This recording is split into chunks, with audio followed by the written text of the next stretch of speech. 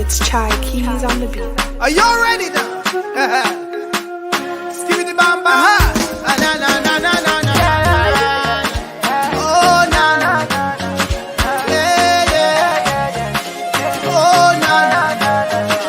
Yeah yeah yeah. Oh na na. Yeah yeah. Oh na na. Jehovah Obadu. Papa, you too good.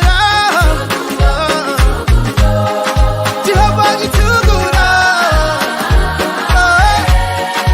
Papa, you too kind.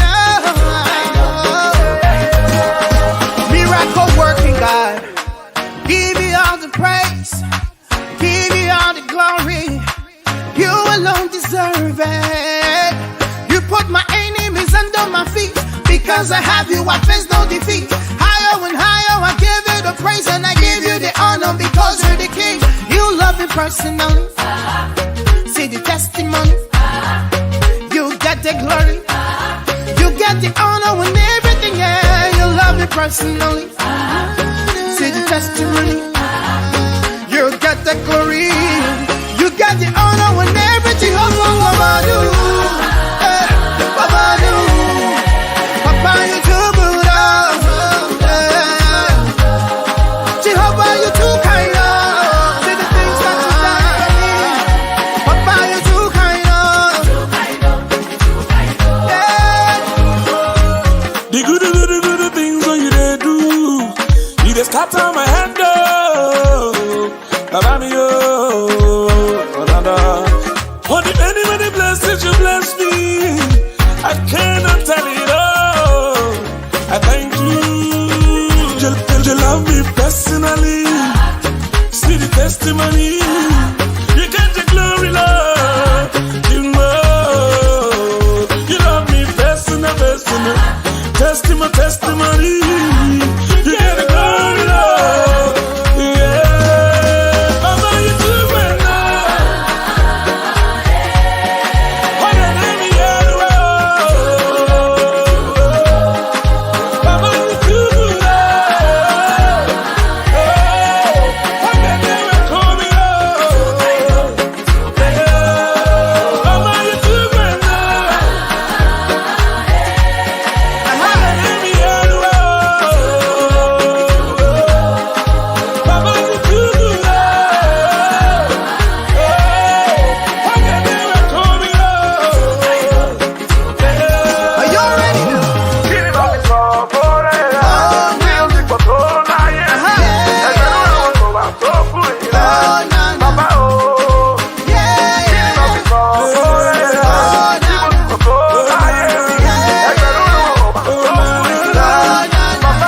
You love me personally. See the testimony. You get the glory. You get the honor and everything. Yeah. You love me personal. You love me personal. You get the glory, Lord. Hey, yeah. Yeah, Obadu. Obadu. Jehovah Obadu. Yeah. Jehovah Obadu. Papa, you too kind. You too good. Jehovah Obadu. The blessings of our day. Jehovah Obadu.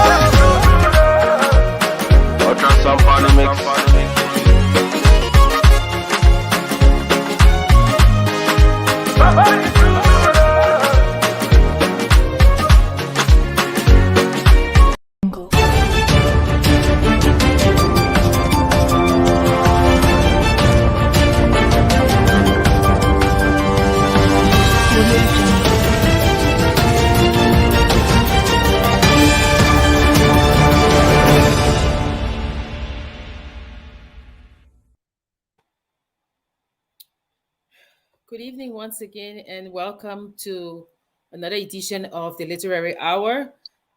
Before we begin, we would like to extend our deepest condolences to the family and loved ones of Minister Moses Soare. Um, it says, in the midst of life, we are with death. So we say, have our sympathy. We hope that God will guide you and comfort you in these trying times. Prof, good evening. Yes, uh, good evening. How are you? Okay. Do you want to say anything to his family? I assume. Yeah, eh, that's what pictures do. I've been seeing this young man. A very agile and a very creative young man, and I joined the Focus on Liberia family to extend very deep sympathy to the family of Moses Soare. I hope that God will accept him and give him a sweet repose. And if he's had kids, I hope that God will guide the kids and give the wife much needed consolation in these trying times. Yeah. Thanks, Prof. Today, as you saw on the poster, we're going to be discussing presidential annual messages. Prof and I had gone back and forth deciding whether we're going to do a comparative study of some of them or to discuss pivotal ones that we think are like hallmarks of Liberia history. We're going to start with the very first annual message to the legislature because I think that one is a very reflective Yeah. one. So I think that's what we're going to start with, and Prof agrees with me. It's Yeah. the annual message given to the National Legislature on January 5th, 1848, by Yeah. now President Joseph Jenkins Roberts, Yeah. who had Liberia had been a settlement, then it had moved into a commonwealth. Yeah. Thomas Buchanan was the governor, and now we have Joseph Jenkins Roberts taking over from Thomas Buchanan, becoming the president of the First Republic. So it was a time of joyful celebration. But before we go into it, let's talk a little bit about Joseph Jenkins Roberts, Yeah. right? Yeah. That he was from Virginia, Yeah. from a well-educated family. I think they say that he had two brothers, Henry and John. Yeah. Henry was a trader, and Mhm. John became bishop of the Liberia Conference of the Methodist Episcopal Church. Yeah. Yeah. So and then we have Joseph Jenkins Roberts, who is now the president of Yeah. of the Republic. So he becomes the president. He kind of steered the course Yeah. of the Republic, or at the time of the Commonwealth. Yeah. In 1844, he was governor at the time. That he first returned to the United States. Over the next 25 years, he traveled frequently and things like that. But we want to know the person behind the speech. They say he was born in Petersburg, Virginia. Yeah, so he was a merchant, Prof. Mm. Yeah, he was industrious really at a young age. That's when he arrived in what would become Liberia. And, it's one of those things. Uh, Had it not been the color divide, Roberts would not have gone to a place called Liberia. Yeah. He was doing fairly well there, and he had the encouragement from his father. Actually his adopted father, and then eventually when the crippling effects of racism was getting there, he decided to move to Africa, and then it. Sometimes we think about difficulties that come to us, and if we who look through that difficulty, we will see a bright light, and that's what happened in the case of Joseph Jenkins Roberts. When he moved to Africa, his fortunes changed a whole lot, and that's how eventually he began to rise up the ladder of politics, and he became a governor first, and then he became president of Liberia. And people forget also that he was president of Liberia College, not just Yes. yeah, he was president of Liberia College. In fact, after his first term, Yeah. after his first term, he was an ordinary citizen, and then there came the time for leadership at Liberia College, and that's how he called it. One of the very important speeches of his life was given as the inaugural speech of his becoming president of Liberia College. Yeah. So Liberia declares independence, and we see that now. Of course, there's an annual address to the legislature, Yes. and that is the one we're going to discuss today. Yes, Yeah. and it's important. It's important that we chose this speech, because what the speech does is that it lays out a number of foundational ideas. Yes. A number of foundational ideas of the republic. For instance, why Liberia chose a republic over any other type of governance. And he talks about, of course, somewhere, as we will go on later on, he has verbal flourishes when he says that Liberia was a Christian state. I say that because the Constitution does not say that. Yeah, he qualified that also in his speech. Yeah. So if we look at they've done the Constitution and everything, and then I thought so when they're presenting it, they say we, the representatives of the people of the Commonwealth of Liberia, right? Talk about a convention, and do hereby, in the name and on behalf of the people of this Commonwealth, publish and declare the said Commonwealth a free, sovereign, and independent state by the name and title of the Republic of Liberia. But at that time, you only had Sino, Basso, and Montserrato. You had those three. So when I was reading this speech, I read Stephen Allen Benson's speech. Because first we wanted to compare them. But the reason I guess we chose to discuss this one is it is the first one. It as you say, it lays out the duties of the citizen, the duties of the state, why it is necessary to proclaim this country as an independent country. And I guess by his education and things, Joseph Jenkins Roberts was really a well-educated person. He was able to talk about the rights of man. He was able to talk about other philosophers, Rousseau. Rousseau, Jean-Jacques Rousseau. So Calvin. So he was very so the first so he says that so the people of Liberia, he said on the 29th of July last, declared the Commonwealth of Liberia a free, sovereign, and independent state, right? So then he says now, so he comes now to say, I want to tell you why. Right? I want to tell you why it was necessary for us to do so. So the first quote is this one. And Prof, you can read it. Is he if you want? I can't read it from my end here. Okay. He said, when men form themselves into society and elect a body politic or state, they are considered as one moral whole in possession of the supreme power of the state.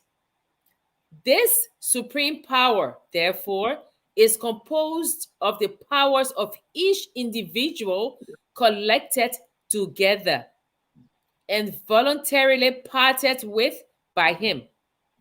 No individual, however, in this case, parts with his unalienable rights. The supreme power, therefore, cannot control them. Each individual also surrenders the power of controlling his natural alienable rights only when the good of the whole requires it. The supreme power, therefore, can do nothing but for the good of the whole. And when it goes beyond this line, it is power usurped.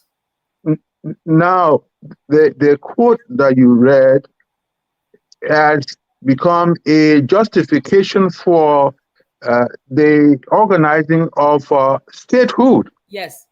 Yes. The idea that we all in a body politic at some point have agreed to give, each one of us has agreed to give some part of our rights. Yes. And we bringing all of them together will be obviously able to protect one another and ensure a living in the bond of a community. And that's powerful expression, because in all the various nation states that we know about, that guiding principle has been a very important one. And before you come in, I'd like to point out that in this speech, we get the question of, is Liberia, or was Liberia colonized, and what have you? We see that independence is drawn away from the American colonization society. Yes. Yes.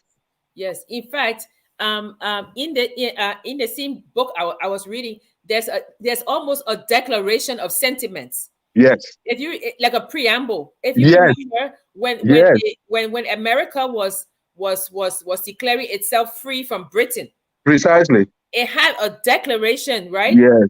And that declaration of injustices. Yes. It said to King George, Mhm. these are the things you've done wrong to us. Yes. And because of this, it is necessary For that us to we protect remove ourselves Yes. from under your control. Mhm. Yes. And in Liberia too, in the preamble, it says that, Yes. you know, these are the things that we were not equal, Yes. we were not free. Yes. And so it was necessary to move the bonds Yes. that had us oppressed. Yes. Be That's able right. to move. Mhm. So in the beginning, what Roberts is endeavoring to do is to say, journey with me. Yes. Let us see why it was necessary. Yes. Let us see where we are coming from. Yes. And you must understand that you also, the one that Robert Reich called a virtuous circle, Yes. you are giving up some of the alienable rights, but you cannot give up your inalienable rights. Yes. You know, yeah. So he said nobody but if the supreme power, yes, you don't can control that. So we are not talking about that. But you're surrendering your power when the good of the whole requires. Yes.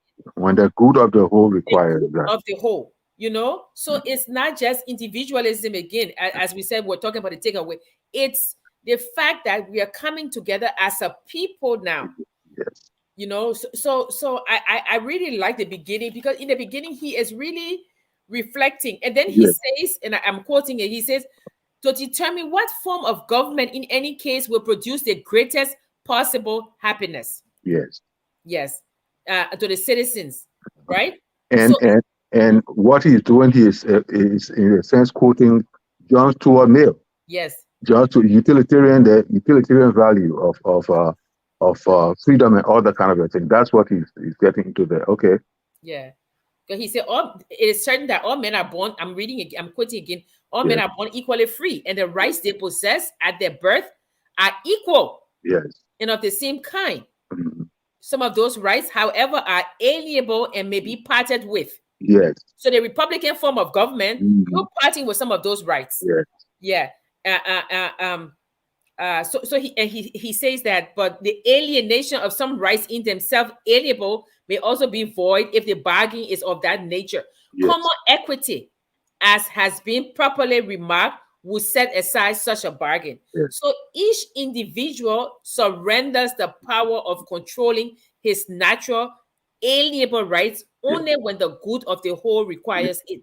So we come back again to this common good, you know, and sometimes it's difficult to explain it, But I think Robert Reich explains it very well, because the common good is the one that uplifts everybody. Yes. The question people start to ask is like, education, is that a common good? If education is a common good, should it be available to everybody? Yeah.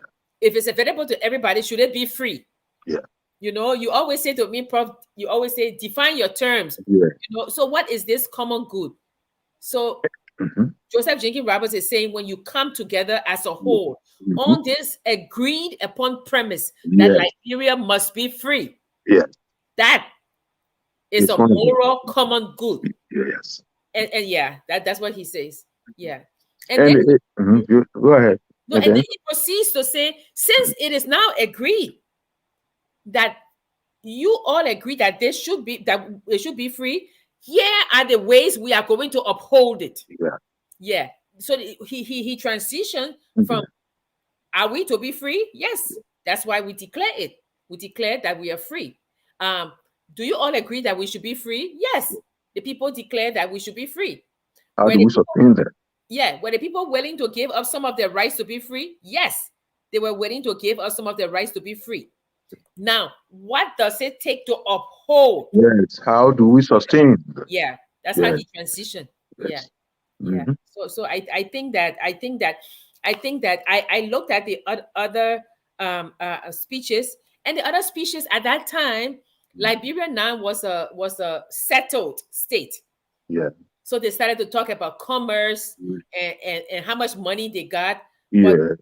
But defense and all that. Yeah, but I think Joseph Jenkins Roberts really thought about this freedom that we have, because he says the world will know that we are free. We will proclaim that we are free. Yeah. So I think that yeah. And he, again, we will say it is important that he was the one. No, of course we can't say that, but it is important that he came at that time to lay out the first annual speech. To lay out these things in the first annual speech. You know, it's like we have a system. What does the system comprise of? Yes. What does it take to keep it together? What strategies do we have to put in place? That's where he brought in taxation, commerce, and a lot of other things that form the bulk of the latter part of the speech that we are talking about today. Yeah, and then he starts first he starts with the individual, which is the core of any republic. Yes. And then he moves on. He says, and I quote again, he said, with these lights before them, our delegates has given us a constitution founded not upon party or prejudice, not for today or tomorrow, but for posterity. Yes. It is founded in good policy because, in my humble opinion, it is founded in justice and honesty. Yes. End of quote. Now, he said in his humble opinion, so it may be that some people differed with him. Yes. Yeah. And yet the thing about it is, again, you know, we will talk about the main phrase we will just play with all the time. It's got to be something like the speech lays or plants the cornerstones of what the country is to be like in the future and whatever you want. He talks about honesty, integrity, and all those things. Some time ago, we were talking about value system. Yeah. Even though something like honesty, something like sincerity, and all those things will be abstract, the idea that he brings them out so that it's like a vision layout. And then the question will be, what will be the mission? If we have the vision now, then we'll talk about a mission. In other words, what are we going to do to be able to arrive at the important points of the vision that we have in mind as well? And don't forget, before we move on, that we discussed that before, that people like to say, oh, the settlers came, but we have seen through many texts, historical texts, that there were also divisions between the settlers. Yes, of course. You see, Yeah, human beings. Mhm. so we had it. Like we said, we had those who had just been free, Yes. those who were the few slaves who were illiterate, and Yeah. they came to try their luck here, or they came because they were forced to come. Yes. But that was a precondition of their Yeah. freedom. Yes. But Joseph Jenkins Roberts was from the elite family. Yes. Remember, Prof, that few weeks ago when we were speaking about one of the texts, the person in the text remarked that the people from Virginia, Yeah. they felt they were quality, Mhm. that they were better than the other settlers. Yeah. So Joseph Jenkins Roberts is educated. He's from a very elite family. Yes. And according to the writings of him, he was almost white. Yes. Right? That's So true. and so they were the upper echelons Uh-huh. of high society, as they call Yeah. it. You know, Segmentation. Yeah. but in this Politics of speech, segmentation. yeah, he's appealing to everybody to come together, you know, and to uphold this new republic. Yeah. Yeah, and one of the things that I mean, you're a lawyer, so I want you to talk on it at length. Is he spent so much time on the separation of powers? So much time, Prof. Why, in your opinion, do you think he did that? The thing about it is a group coming together and does not define itself in a very, very clear set of terms may have a problem. So there had to be the need for the division of labor. And within the context of the division of labor, each will know a particular line to follow. Remember now, this republic came virtually out of the United States of America. I almost said the University of Liberia.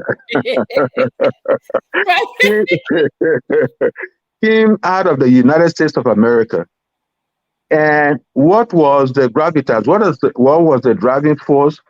They did not want to be under a monarch. Yes. An institution that was bent on usurping all powers and controlling the entire population.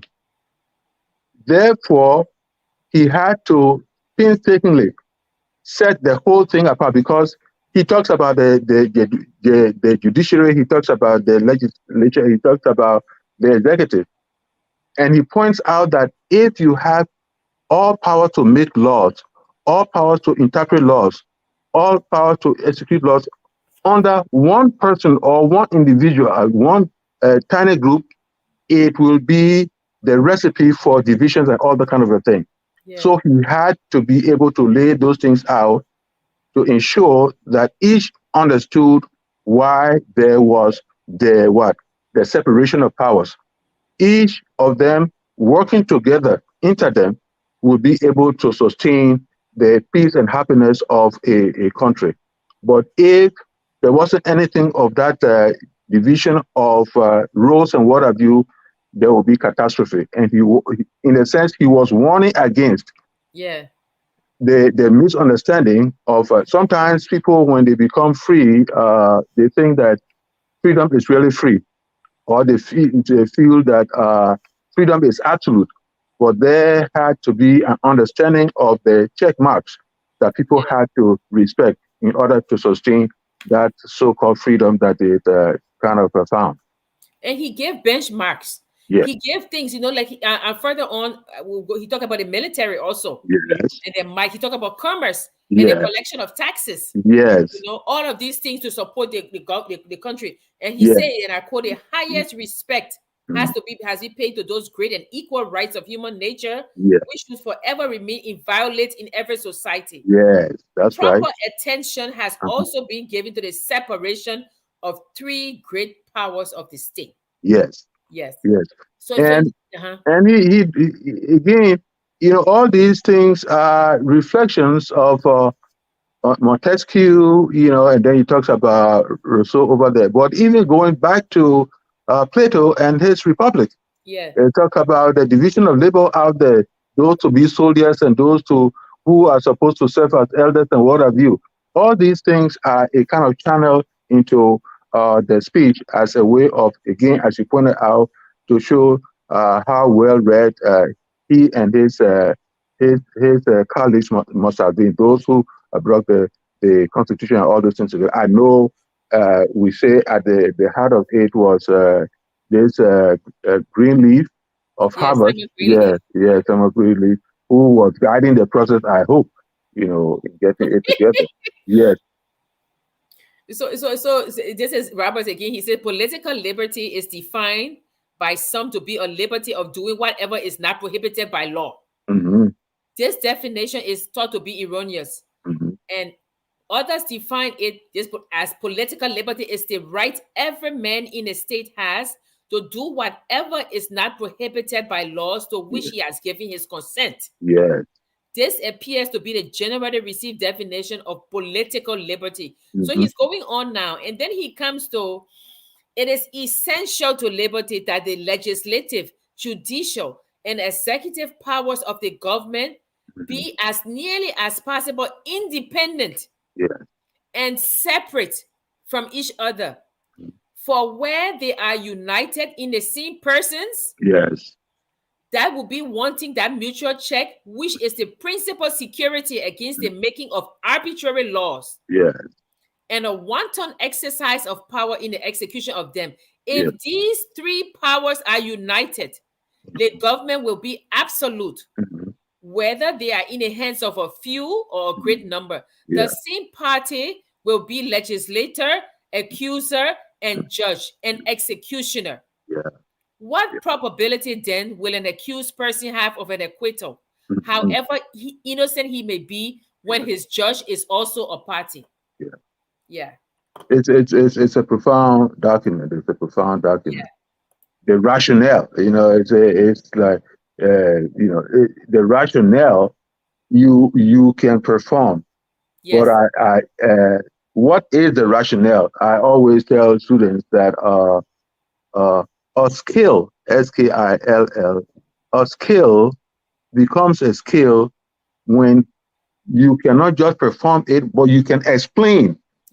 You can explain how you perform it. That element not being there, of course, it means that anybody can do it. But there in the document, Roberts is laying out, we've done this. Why did we do this? How did we do it? And then eventually, how can we sustain it? So all those questions are brought together. The answers to those questions are brought together in that one document, which is the very first speech, annual speech of a sitting president of the Republic. And Robert does not just say there should be separation of powers. He warns of what would happen if there are no separation of powers. He says, and I think I had it, he says, and if the legislative and judicial powers are united, the maker of the law will also interpret it, and the laws may then speak a language dictated by the whims or the prejudice of the judge with impunity to himself. And what people, I would ask, are so unhappy as those whose laws are uncertain? Should the executive and legislative powers be united? Great mischief and inconvenience to the citizens would follow. The executive will enact such laws only as it pleased him to enact. The judicial power will be set aside as inconvenient. The executive power will make itself absolute, and the government finally will end in tyranny. That's what he says. So it's not just a separation. What will happen if there are no separation? This is what I'm showing you. So he goes a lot in saying that. The clarity with which he speaks to these things is astounding. It's very astounding. And he also goes on to he not only he lays out these are the legislative powers. Yes. These are the powers of the executive. Yes. These are the power of the judiciary. Yeah, he lays out everyone. You see, the judicial power has to determine what legal contracts have been broken. The executive, in fact, he says the executive power is in two. Yeah, the executive power have an internal and external. And the external is the one where you meet other presidents. Yes. You talk about diplomacy. Uh-huh. The internal power of the executive is to make sure that the citizens are cared for.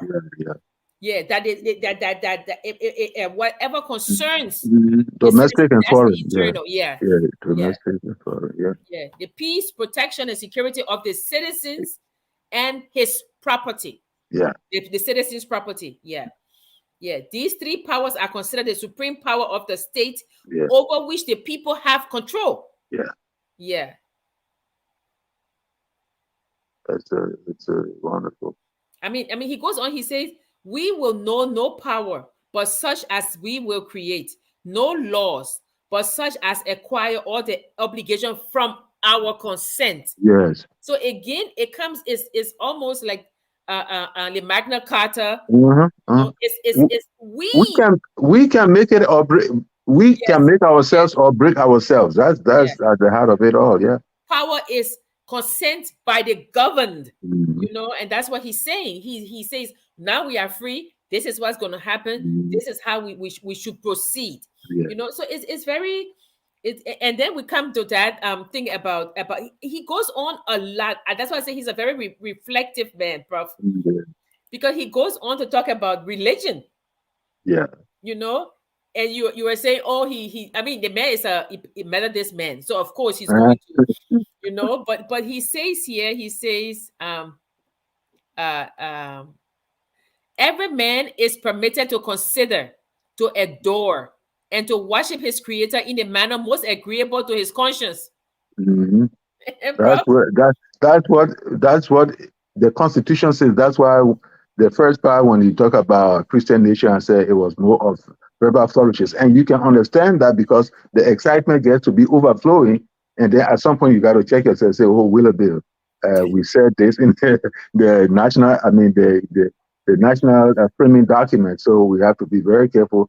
So that's why what you read there is very much important, because he leaves that to the conscience of individuals. Yes. In terms of finding the supreme being to a kind of declare affinity with, and not only that, but to also pay obeisance to. And then he goes on now to say, every citizen ought diligently to read and study the Constitution of his country. Yeah, civics. And teach the rising generation to be free. By knowing their rights, they will sooner perceive when they are violated and be the better prepared to defend and assert them. Yeah. So now he has laid out what you're supposed to do. Yeah. You're supposed to defend. He talks about young men who should go to war. 16 years old. 16 years old, you have to go. He talked about the Constitution, separation of powers. Yeah. He talked about religion. Yeah. And he talked about the people who are the ones who give those who are governed the right to govern. Yes. So I hope our people, I mean, I'm sure they know it, but when people do something and you say, "Oh, thank you, you've done it." No, they're supposed to do it. Yeah. I guess it's social interaction brings in the need for that gratitude.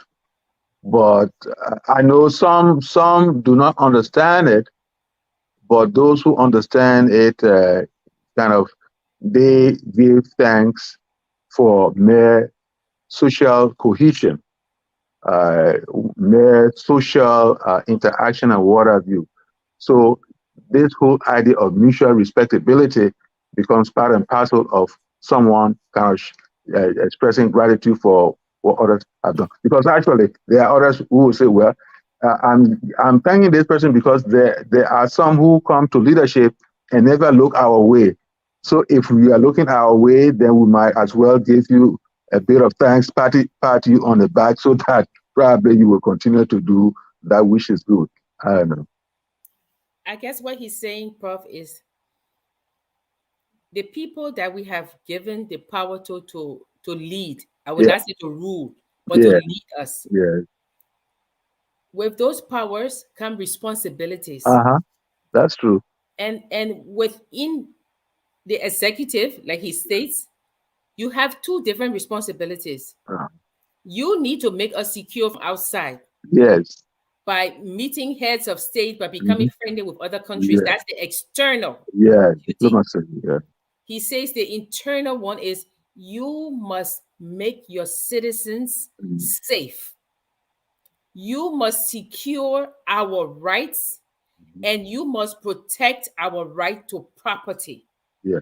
You know, so if we say this is the job description of any head of state, I'm not talking about one person. I'm just in the abstract now. If you say these are the responsibilities of a leader, not a ruler, a leader, and you're going to protect me, you're going to protect my property, and you're going to look after my well-being, right? And once I can define what it means, what well-being or quality of life means, what protection of property means, what security of person means, I will not tolerate rape. I will not tolerate insecurity of my surroundings. And if by chance you are going to secure my person, that is your duty. You see that Joseph Jenkins Robert said that is not an elective. That is a core requirement. Of course. Of a leader, you know. So I mean, it's not that he didn't say that the citizens also have duties. Citizens have duties, and he says that one of the duties is if you're a 16-year-old man, you should join the military, right? So you have duties, but for you to think that you have given power to somebody to lead, and this person may be leading according to their own whims and caprices, and you say thank you. That is dangerous. You know, it's dangerous. So he's laying out what it is, you know. And then when he's done with all of that, he says, now let us come to the present circumstances. You see, so the annual message, you know, like when Ellen Johnson or Tolbert or Samuel Doe or George Weah, they always give a list. It's an annual report, you know. So, but what I found, I guess, pleasing with this one is because before he began to talk about, oh, we got this much money, he said, let me tell you a little bit about our country, how we've you know, because if you look at, I mean, this is the first, but if you look at the other speeches that we'll explore later on, they don't start with this reflective thinking. No. You know, it was as we've all agreed now. It was important because it's like you are at the starting mark of a race. That you are going to run. So those other people who are going to come thereafter is a different ball game. But we are starting this journey. This is the starting mark of this journey. What does is like a general steering his people into battle. Is like being escorted, and what it takes, you know, all the tips and all that kind of a thing that's required. That's what he's trying to lay out. And as we said, it is important for him to, because already he recognized the burden of history, the burden of history that he was carrying as the first leader of an independent nation. So he had to take that time to do the explanation. And the whole thing about the importance of civic education, the civics and all those things there. Implicitly, he lays all those things out there. That's why he said you must read your constitution. You must be familiar with your constitution. You know, I Yes. always say to people that when I go to South Africa, Mm. they have the constitution in every language. Yes. You want it in Zulu, is there. Yes, you got it. Afrikaans is there. Yes. You know, Yes. Xhosa is there. And what Yes. they do, they have these small booklets. They carry it in Yes, a back pocket. that's right. As soon as you're talking to Mhm. one, they pull it up the side looking. Yeah. You must be Yes. conversant with Yes. the constitution. That's what he Yes. says. Because he says what? He says that it is important. Why is it important? Because it will teach the rising generation to be free. Yes. By knowing their rights, Mm-hmm. they will sooner perceive when they are violated Yes. and be the better prepared to defend and assert Yes. them. Precisely. Yeah. Precisely. Yeah. So we go on now. So now he's finished with all of the philosophical reflections. Yes. He's coming to the present circumstances. So the first thing he's saying, he says, I have the satisfaction, I'm quoting him again, I'm reading. I have the satisfaction of informing you, gentlemen, that during the last year, we have succeeded in extinguishing the native title to 5 tracts of land, of country, lying between the extreme points of our jurisdiction. In July, we obtained a title deed from the rightful owner of the soil for Little Cape Mount territory. Yeah. So now he's telling you what they're doing now. They're joining Cape Mount. Expanding their land, and that's where it gets a little murky. That's where it gets a little murky, and land from the owner. Land from the owner, Cape Mount area. The land from the word he extinguish, even though he might, but extinguish has a very profound set of connotations that are unsettling. We extinguish this. Of course, somebody will say, but a man is talking about absorbing the land or taking the land. But the word extinguished, we extinguish this land. He uses it multiple times when it gets to this expanding of land and what have you. For me, it was a little disquieting. So it may continue. He said, we have extinguished the native title to all the lands lying between Grand Cape Mount and the northwest boundary line of Maryland in Liberia, right? Excepting 6 small tracts comprising about 40 miles of seacoast. And we have already commenced negotiation. They are to be sold only to this government. And that until such sale, the government will protect them in a quiet enjoyment of the land, almost like public land with no private rights. That portion of his speech actually, as I said, is unsettling. It's disconcerting. Prof, you can't read what the man says. And no maxim of public law relating to savage tribes occupying territories in the dominion of civilized nations. Look at that. Is more universally established than that of suffering no interference of foreigners or of a foreign power. Oh, well, as I said, to say that those things were read together. Those things were read together. Well, what comes out, this extinguishing of the land from the owners. And then he said he promised them protection. Those who have availed their land, he promised them protection. They are to what sort of protection would they enjoy in that place?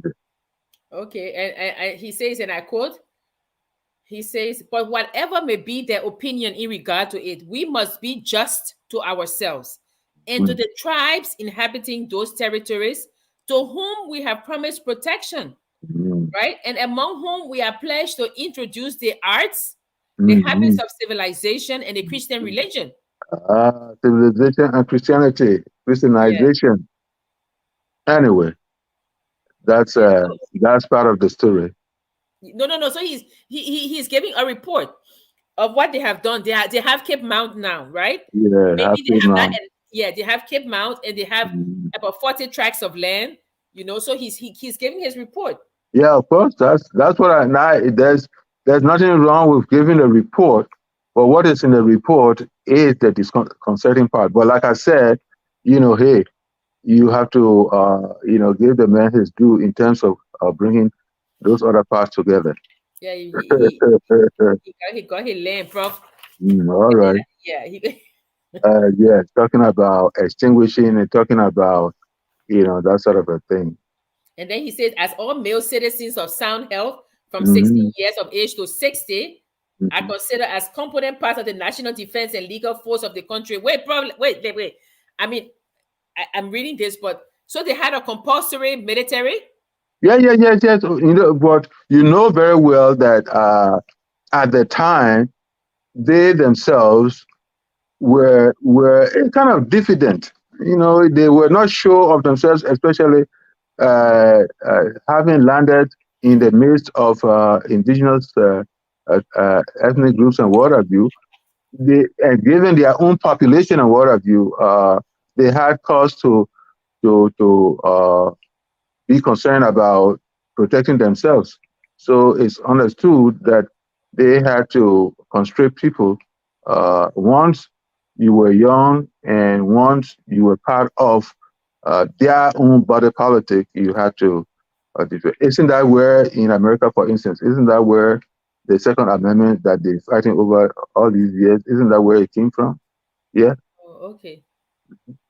And then he goes on to tell the legislature is tasked with fixing and establishing a currency for Liberia. Yeah, that's right. Yeah. He says that and actually Joseph Jenkins has some opinion on these. He said, I am decidedly of opinion that the omission of paper money, unless based on specie and redeemable on demand at the Treasury Department, will operate seriously against the interests of a large number of our fellow citizens. Yeah. Why? Oh, he said the people of Liberia have already experienced too many inconveniences consequent upon the depreciation of paper currency. Yeah. And so then he talks about fraud also, about fraud. So they had counterfeit in those days too. Of course. This is human nature. This is human. If you cannot get something in the right way, you try to go round about it when you think that you can get away with it. So it's human nature.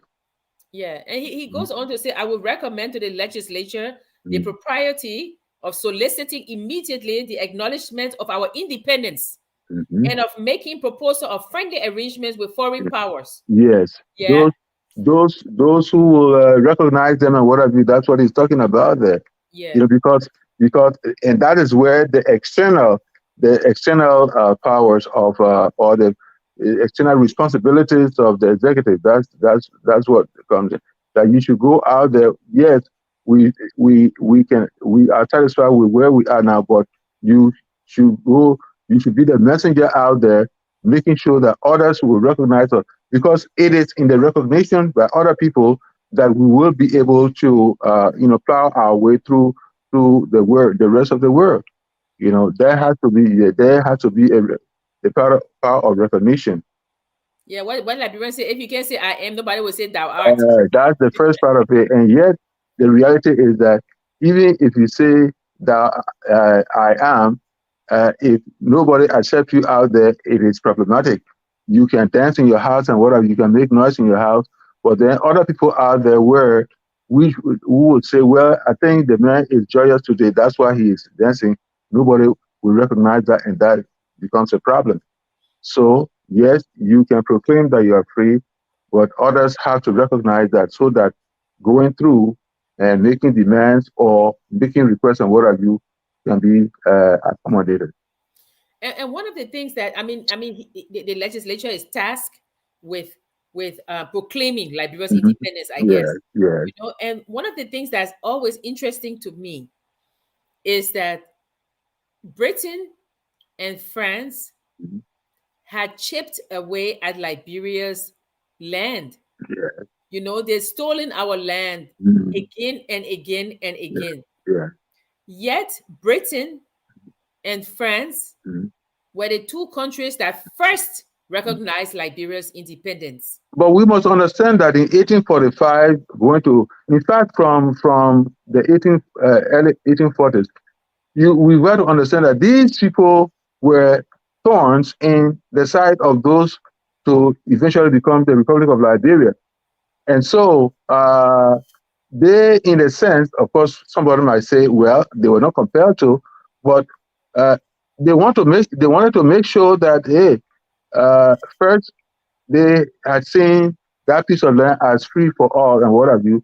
But when leaders at least in the Commonwealth, began to establish the fact that we are a people that ought to be respected and what have you, they said, prove it. Prove it. If you are saying we are people to be, prove it. And so when they went to work and got their independence, France and Great Britain obviously had to say, well, okay, now you are talking, and therefore, yes, we can be the ones to now first recognize you as a way of putting much of the kerfuffle to rest. Yeah, because if you look at the United States, they also did not recognize Haiti.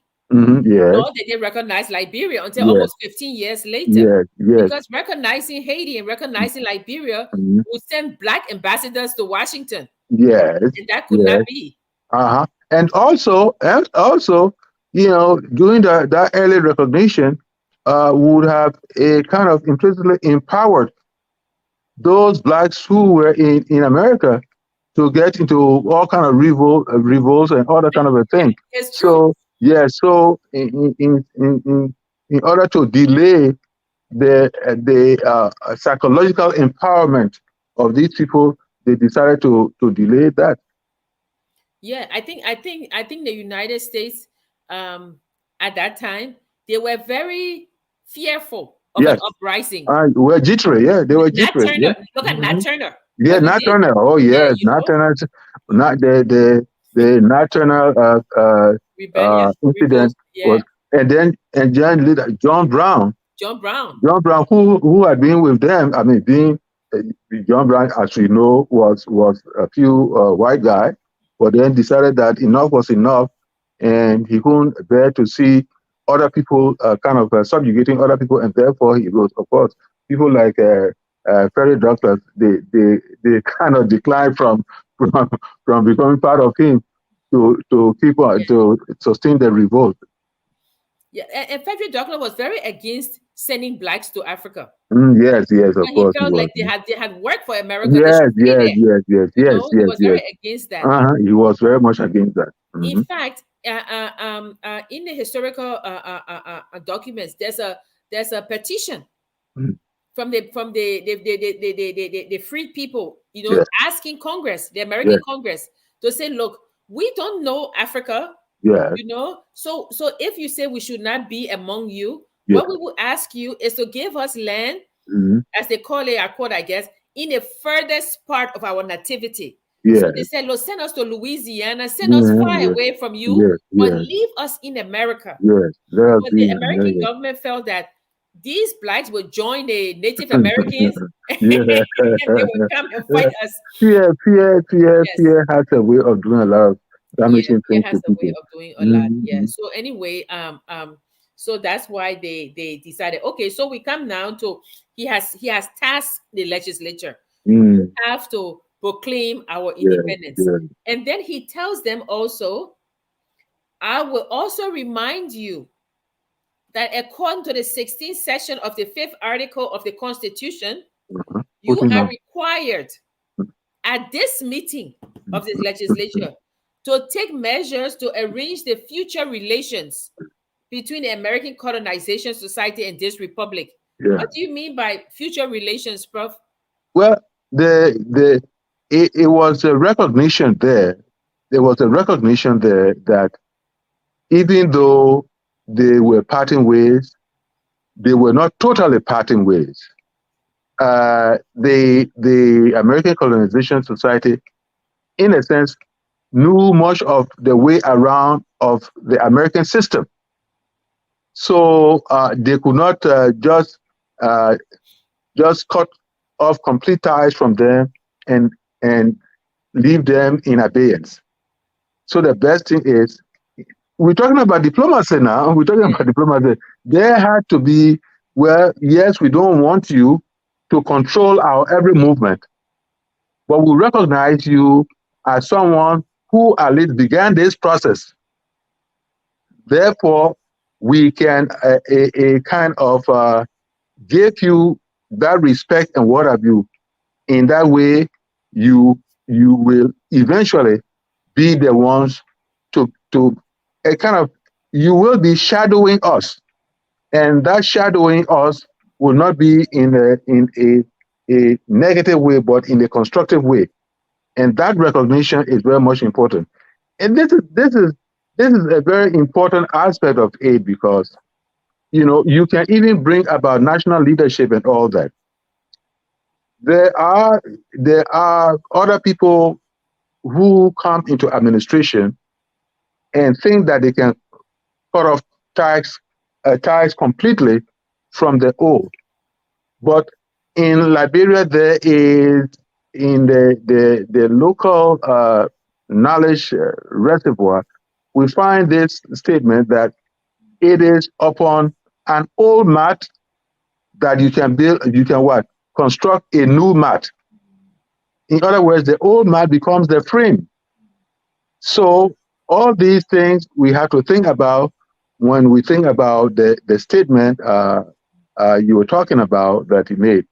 ACS will not be in our daily lives. Yeah. But ACS, let's face it, will have some part to play. Yeah. Yeah. I mean, as we said in the preceding annual messages, you see that they tend more towards commerce, Yeah, business, how to uphold the state, yeah, how to keep the state solvent, how yeah, to make money. yeah, And as we said before, in this one, he is reflective. yeah, He is prescriptive. yeah, He's perspective, saying yes. these things are what should be done. Mhm. And he even goes further. He says, listen to this, Prof. He said, and I quote, "Gentlemen, in fixing the pay, the salary, the pay of officers, and making appropriations for the ensuing year," right? Mhm. "Be mindful of the economy. Mhm. Plan strict frugality. Yeah. Now indispensably necessary in every department of the state," unquote. So when you're planning your salary, Mhm. when you're planning things, we are a poor country. You have to be practical. Yes. You have to be practical. You do not want to plant salaries that stir up the huge expectations of people, and when the moment comes to reap the benefits of the promise, there isn't anything. That can also stir agitation.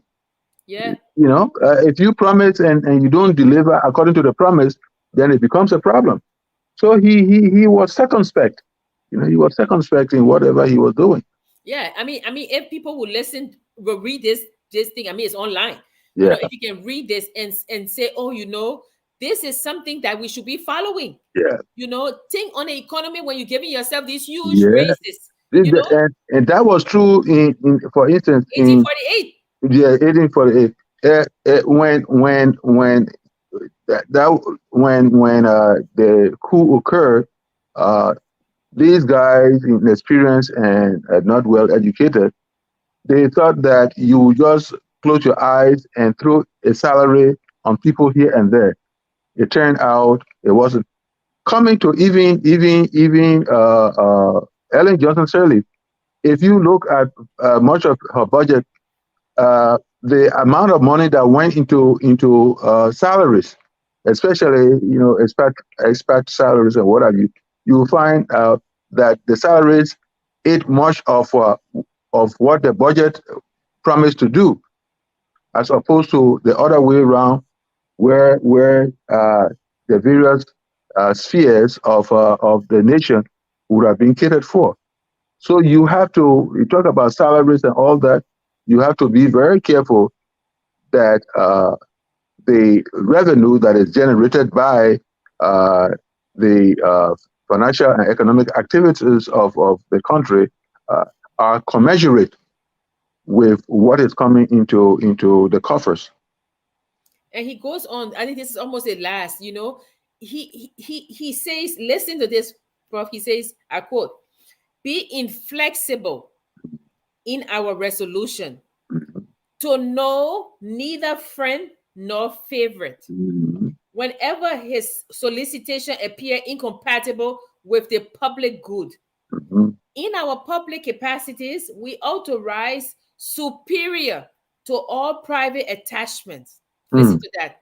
Don't employ your friend. That's what it means, Prof. Yes, of course. Of course. Yes. Be friendly but firm. Yeah. Be friendly but firm. Otherwise, and that's the thing we keep talking about, the common good. Yeah, common good. The common good, the one that will uphold our country. Yeah. Do not, he said, be inflexible. Yeah. When it comes to this person asking you for a job or so and so, let them go through what everybody goes through. Yeah.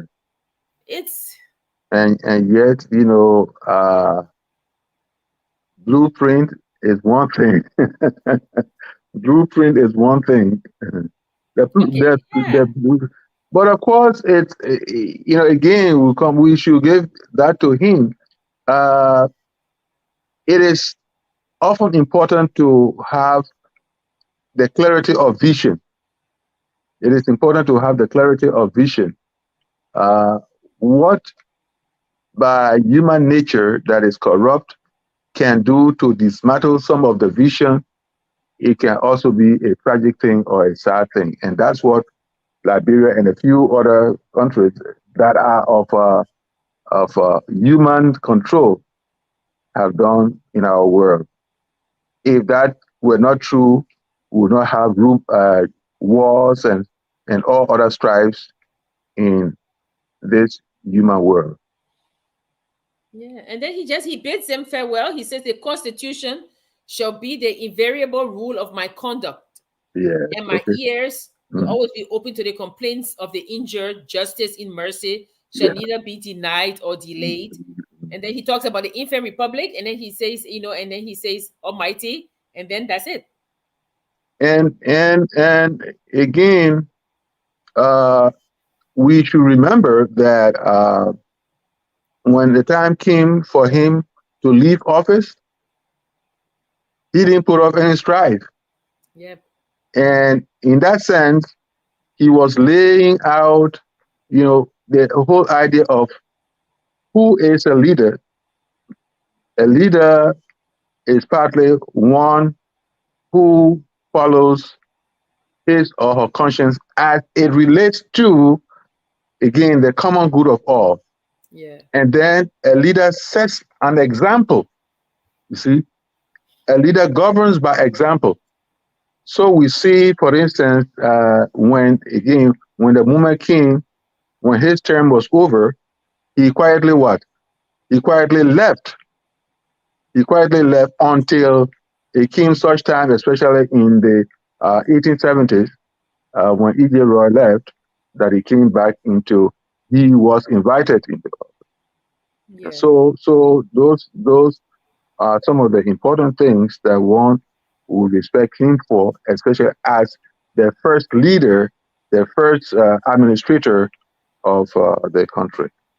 Yeah, and don't forget, I mean, not that Thomas Buchanan was any prize, but J.J. Rowell learned under Thomas Buchanan as well. Yeah, of course. Yeah, we talk about Animal Farm, and we say when the revolution came, they were unprepared. Yeah, but Roberts had worked with Thomas Buchanan. Yes, he had imbibed a good bit of knowledge. Yeah, he had done that. Yeah. And I think that even in this day and age of social media, there are studies being done to show the harm that social media has done to democracy. Of course. Yeah, to thinking, to even ironing out ideas. So I think that I'm a great fan of the attire shops, because they discuss things. Yeah. So De Tocqueville says the strength in America was those little groups. Yeah. They were formed all over, those little civic groups that would discuss and do things, And I think that with this speech, as with all the others, you get the speech, you print it out, or you put it on a PowerPoint, and people discuss what makes a good leader, because people can say, oh, the men are working. Yeah, but what are the definition of terms? You know, What this is common good. more working? Yes. Yeah. What does it mean when you say the common good? Yes. You know, what are these things? You know, and when you All say, about social contract, for yeah, the instance. social contract, yeah, Yes. are they living up to the social contract? What is the social contract Yeah. between a leader and his Yeah. people? Yeah. You know, what do you expect from a leader? Where's the scorecard? You know, so he was very clear in Yeah. laying out things that made people John think. Locke. Yeah. Yeah, you know, I like the beginning when he said, "Let me tell you why Liberia had to declare its independence." You know, these are the reasons, and let me tell you why we chose a Republican form of government. These are the reasons. You know, so I think that What is required of us to sustain those things? yeah, yeah, yes. So a lot of people had put comments, but it was because of the young man who passed away. Yeah. It was not Okay. it was not because Yeah. of the Most show. sorry, man. It's just you know, picture, picture that come. And Yeah, I, Emmanuel says, as we age, I'm sensing something went very wrong. Something went very wrong with the creation of this country, particularly the class structure and the inebriation and cigarette substance abuses of the underprivileged Liberians. yeah. No, I mean there is a point at which we'll say that the blueprint, possibly the blueprint, was not a problem. It was the individuals conducting affairs within the blueprint. And that is where character matters, especially character as it relates to public affairs. So that's the thing that became the undoing. Okay. I think that with the discussion in Liberia about the formation of Liberia, the creation of the different groups, the creation of the divisions, every time you try to speak out, people will scream at you, you know, and that is not the way to move forward. I mean, you know, when you're going through the Lincoln Tunnel in New York, Yeah. right on the side, right, it says you pluribus num unum, out of Yeah. many Yeah. one. Yes. Yeah. So I think if Liberians can say, "You look, these things happen," and a frank acceptance that it did happen, like Emmanuel said, you know, but we are moving on, you know. But somebody comes and says something, or it becomes a prevailing discussion. This person must be right. You know, I always tell people, my father used to tell me, question everything except don't question me. You know, and for me, it's very difficult for me to just accept. I question everything. I have to do research. I have to find out for myself. And you can read insults.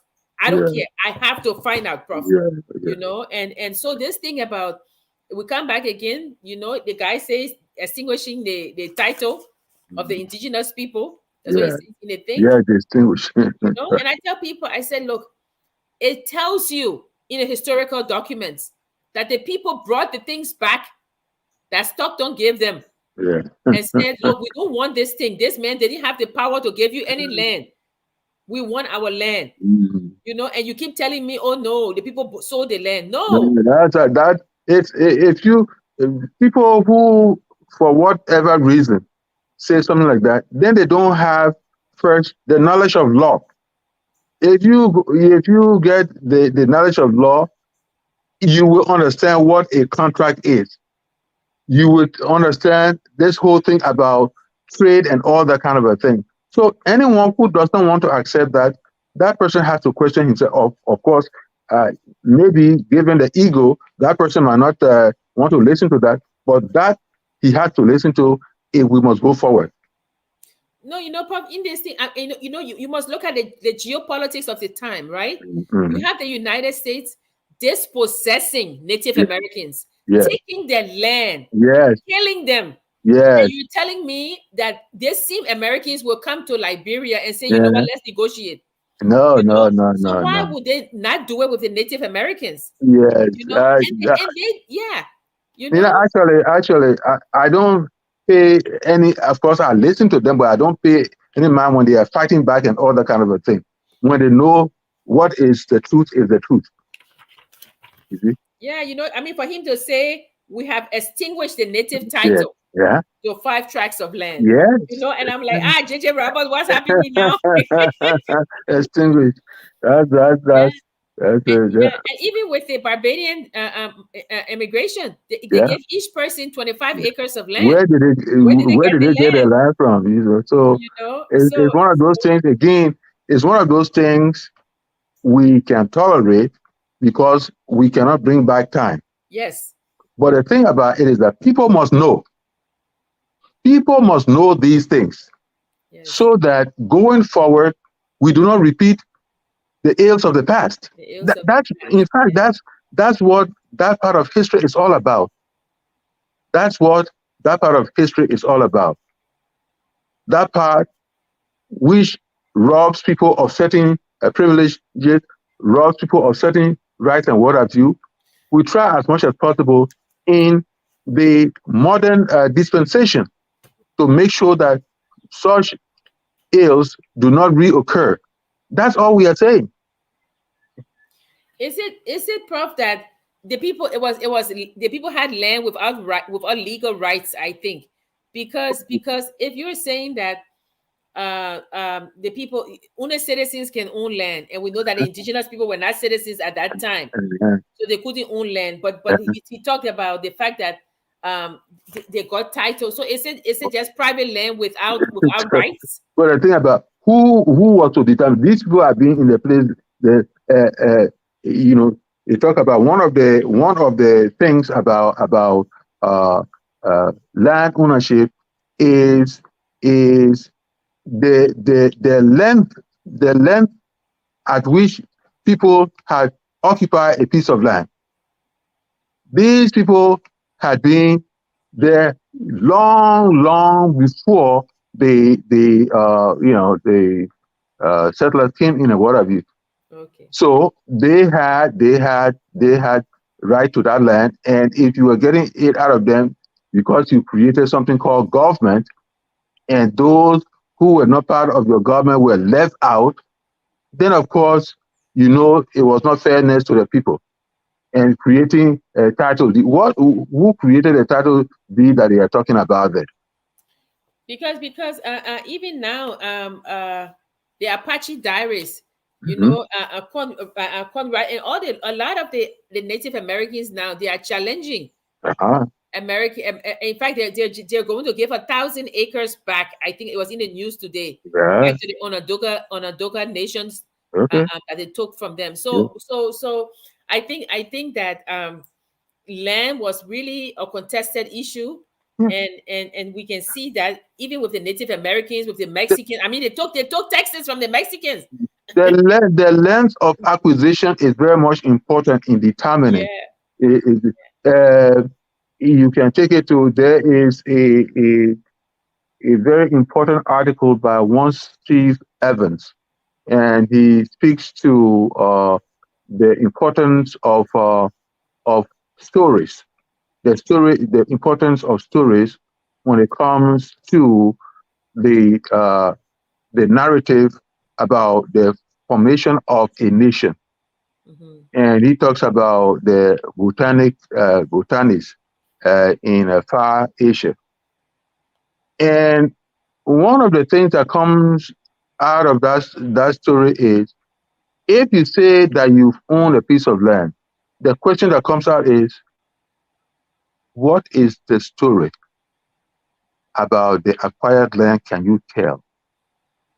And that came about when the British went to places like that and began to exert themselves as owners of the land. The people, the elders who asked, the Benjamins who asked the question, you say you own this land, tell us the story of the land. Tell us the story of the land. And of course, that's where they started fumbling and all that kind of a thing. And simply saying it's unfair. We don't care about stories and what have you. We just say that we own the land.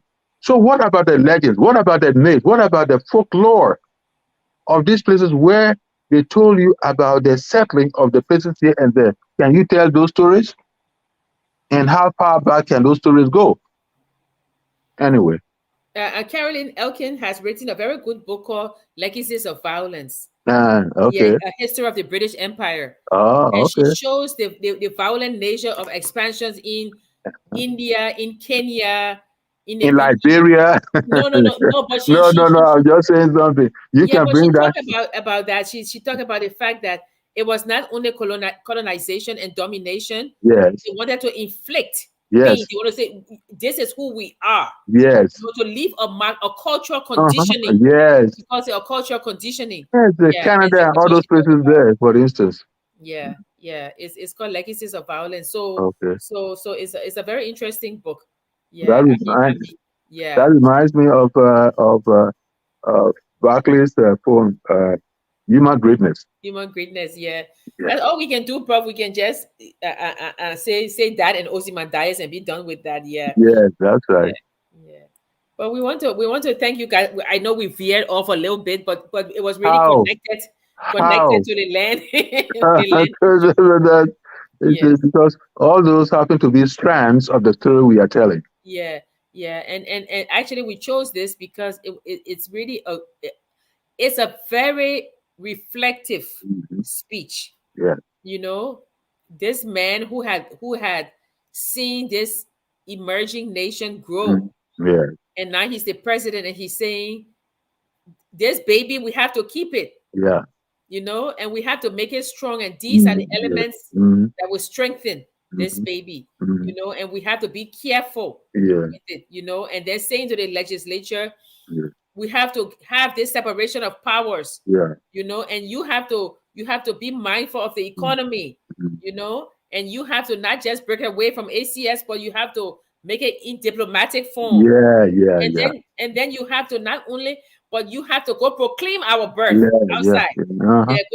Go. When freedom rays are glowing from yes, among Sarada bed and high. Yes. So you go there, you go proclaim our independence to the world. You know, so I think, and then he says that I will endeavor to live by the Constitution. Yeah. You know, I will lend an ear to the Constitution, you know. And so you will see that in the preceding annual messages, there are a lot of, we made this much money, we had this much thing. But this one was not that. He talked about obtaining Cape Mount. But then that was it.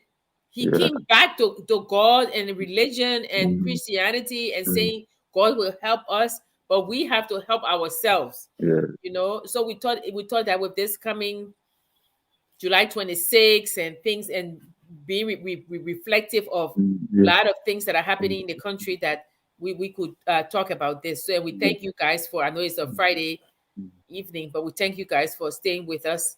And again, our deepest sympathy to Minister Moses Soare. We are very, very sorry for the loss. So well, I don't know what happened. You said was it an accident? Oh, I don't know, Prof. Okay, all right, okay, it's a sad thing. That's what they say, it was an accident. So, Prof, let's try to end. I will start. I will let you do it, or I should go first. Well, make a choice. Okay, I always go first, Prof. So okay. So you go first now. Okay, all right. You know, again, the thing that is operative in all we do here should not be lost on anybody who is part of our wider family here. The idea is we seek an understanding of nationhood. We seek an understanding of nation statehood. The core thing is we need to understand our start and hopefully where we are going. And in that process, we need to read our history. We need to read our literature. All these things serve to interpret who we are and who we ought to be. So as you are coming with us on this journey, please always sharpen your thinking faculties. Be in the business of reading. Reading culture is very much important. Thinking, making sure that people do not say things for the sake of saying them. But if you also read, you should be able to decipher what is constructive and what is not constructive, what is the truth and what is not. So these things we bring to you, and we hope that together we'll become a little stronger in our understanding of who we are as Liberians, who we are as Africans, and who we are as human beings working together to ensure a better place in the world. Yep, Prof. I've said it all. So please join us next week, 6 o'clock, on Focus on Liberia for another discussion. Yeah. And we will leave you with our closing song that says we are all Liberians. Yes. We are Liberians.